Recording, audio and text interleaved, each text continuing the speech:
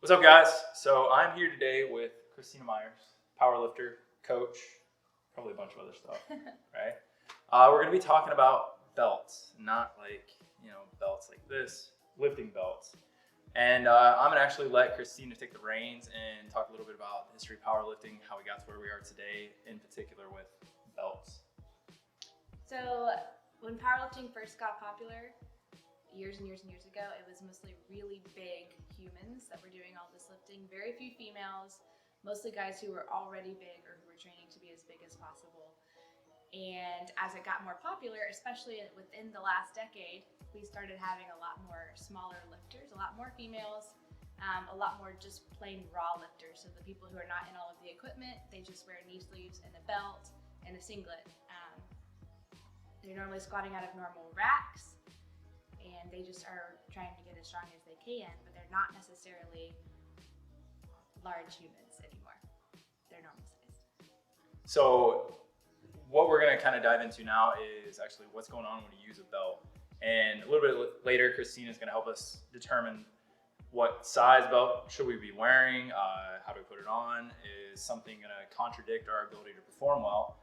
So we'll put some notes in this video on the research that I'm kind of quoting from here, but all of the research points to the few same things that we know a belt's doing, and it's been known for quite a while, but every once in a while somebody tries to stir the pot up a little bit and say, we don't think it's quite that way. So the first thing that we know that happens when we're wearing a weight belt is we increase what's called intra-abdominal pressure. So IAP is our ability to build pressure from the inside out. Why this is important? Imagine if I just decided to squeeze my abs like I'm showing a six-pack and then go about lifting like that. Well, that's no different than if I squeeze my bicep and then say I'm going to hold that as long as I can while I move other parts of my body. It's a semblance of stability, but it's not the lowest level of effective stability we have. So when I wear that belt, obviously it gives me something to push out against, increases intra-abdominal pressure. Now, the thing that has been debated throughout I would say since the 70s, more or less, is does a belt increase or decrease muscle activity, and in particular, abdominal musculature in the back? So it actually increases activity of both the lumbar musculature, in particular the erectors, and also every bit of your rectus abdominis, obliques, and transverse abdominis. What we still don't know, does it increase activity in activities of daily living outside of a workout? So what do we mean by that? If I wear a belt and it increases my intra-abdominal pressure, increases my muscle activity while I'm deadlifting, squatting, is that going to carry over to when I have to pick my child up, when I have to lift a box? Some studies point to yes, some studies point to no. And then the one thing that lurks and we'll never be able to pin down 100%, does it decrease injury?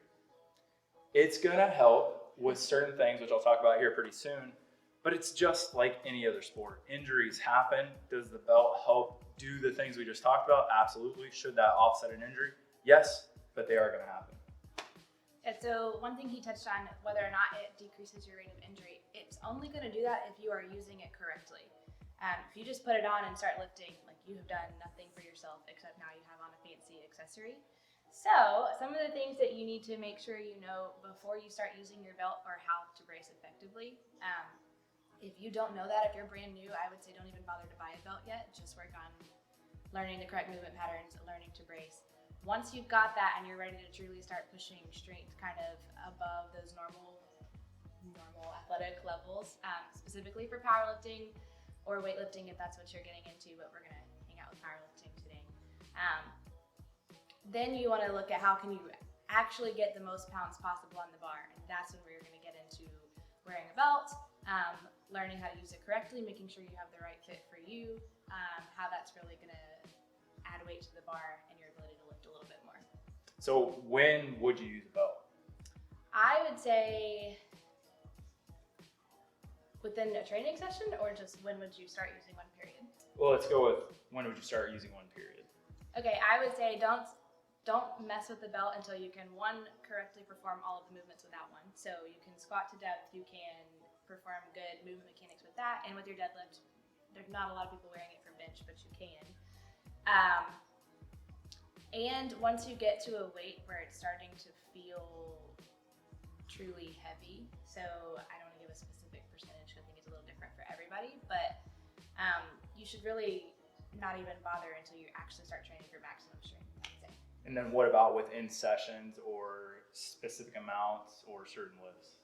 I'd say do as many of your warm-ups without it as you can, and then when you get to the point where you feel like it's actually going to contribute to how much force you can exert against the bar. So for me, that's usually only the last 2 warm-ups before a top single. Say if I was at a powerlifting meet warming up, I wouldn't put it on until I was 2 warm-ups out from whatever I'm going to open with. What is the thought process behind that? A couple of things. So I would say if you're bracing correctly, you're not going to feel like you need it until you get pretty close to your absolute maximum weight. So you want to kind of be cueing those things as you're warming up, reminding yourself how to do them. So if you put your belt on too early, you probably are going to start relying on your belt and not really mentally cueing the bracing and everything. And also, it kind of gets in the way of your positioning and just kind of turning those muscles on and activating and everything during your warm-up too. So talking about getting you out of position, can you start talking about how you size a belt and determine what you should be wearing? Because one thing that can happen, Christina can weigh in on this a little bit, if you get a belt that is not the right size for you, you can create an injury, you can limit range of motion, you can actually make yourself, you can kind of push yourself into a position that would not allow you to maximally perform the lift, which is completely contradictory to wearing a belt in the first place. So I don't know which belt you're going to start with here, and kind of walk us through what these are first of all, what size we're looking at, and how do you fit these things. So this is one of the more common ones you're going to see, especially these days, and this is not mine, so it doesn't quite fit me, but this is your standard 4-inch belt, which is probably the most recommended size in powerlifting. For people that get started, because like I said, when people first got into powerlifting, they were all like pretty big people. They're usually a little bigger around here than I am, and usually not super tall, but taller than me. So 4 inches was kind of your standard size. I don't know if you can see, like my hip bones are here and we're way up on my ribs now. So this one, I actually had a 4-inch belt when I first got into powerlifting. Would not be the best size for me. And it's super thick. I've got 2 layers of 13 millimeter thick leather here in front of me. So that's a lot to brace against, but if it's too much to brace against, you still can't really push into the belt like you're supposed to. It's pushing back against you more than you're pushing against it. And that's one thing real quick on that. Intra-abdominal pressure, this has been talked about in the research too, and actually as I was reading some of the articles and the breakdowns, getting ready for this video, we tend to think that we're creating concentric load through the abdominal musculature and the lumbar erectors. It's an eccentric load. So you have to think if I'm building pressure inside out, it's no different than if we could actually, if we were strong enough to stress that leather, it's getting lengthened under tension, which if we're a lifter, we know what an eccentric load is. So the last thing we want to have to do is not be able to push, and then what do we have to rely on? That concentric load, which again is like showing your 6-pack, squeezing your bicep. Yep. So because this belt is too tall for my short little torso, if I were to try and deadlift with it on, it gets in my way. And squatting with it on, if I'm at the bottom of my squat, it's going to be like hitting my legs, and it's just generally in my way, and I wouldn't be able to brace into it. Anyway, also if your torso is short and you have a bigger belt like this, I can't make this one tight enough to show you, but if I pulled it tight all the way, it would be tight on my hips and on my ribs and not here in the middle where I need it to actually be to breathe into it. Although if you have your belt too tight, you just squeeze it in as tight as you get, then you're not really doing anything either. It's like putting on a waist trainer and hoping you can lift with it. Well, that's a good point for people that may use a weight belt or their back support devices because they are hurt or have been hurt in the past, and now some reliance has been built. This is not a replacement for your intrinsic ability to create intra-abdominal pressure and stabilize your spine. So a very prominent figure in powerlifting and spinal stability research is Dr. Stu McGill. He talks a lot about our ability to create a stiff spine in a neutral position, which that gets kind of hem-hawed around a lot. But again, if I can't even make contact with that belt, it doesn't matter what I'm doing there. And one thing that I want to kind of have Christina weigh in on, hear her opinion, is position of my back or my hips against my back with a belt on. And we'll let her go through the rest of this and then maybe dive into that a little bit. Yeah, I would say if I had that one on, and I started with the 4-inch belt when I first got into powerlifting because I got in right before it kind of got really, really big. So I got recommendations that were like, buy this belt, it's the best belt on the market. And it probably is for somebody, but it wasn't the best belt for me. Personally, so I had the rib injury. I had probably not my best possible squat pattern for a little while there, trying to make that belt work for me when really I should have probably tried a different belt. And now I work in a 3-inch belt, so if you compare them, you can tell it is not quite as wide, and this one is very thick if you look at it this way. These are less so. This one is the one that I typically wear for deadlifts, and I usually use it to squat in training.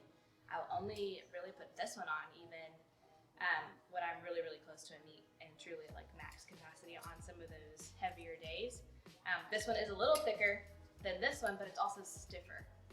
This one's a lot more flexible. So you were saying how much should you be able to move?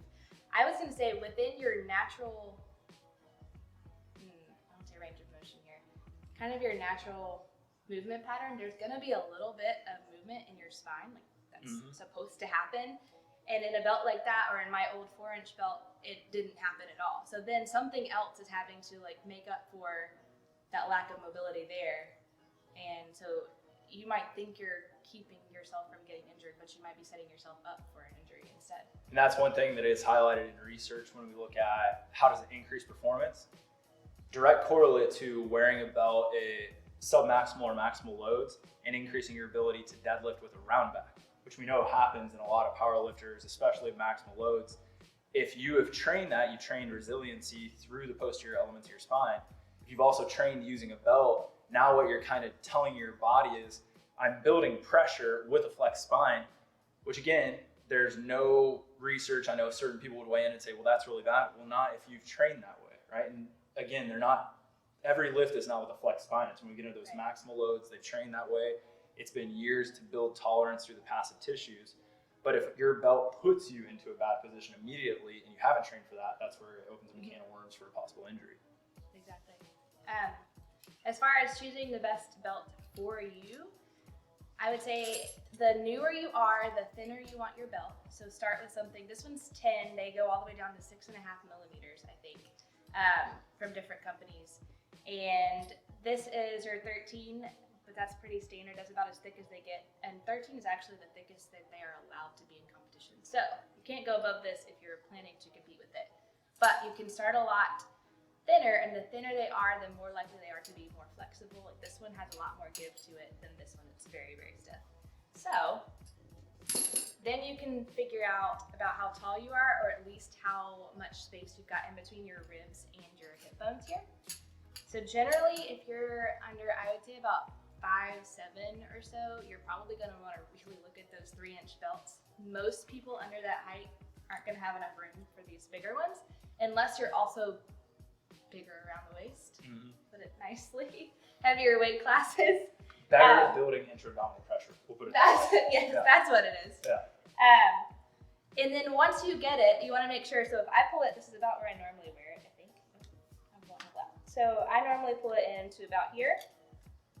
So it's tight, but like I can stick my hand in here right now. It's not that tight. So I can actually breathe out against it and then create the pressure. If I were to just keep pulling on it, which you'll see people do this, I can get it in a couple more holes, but now I can't breathe.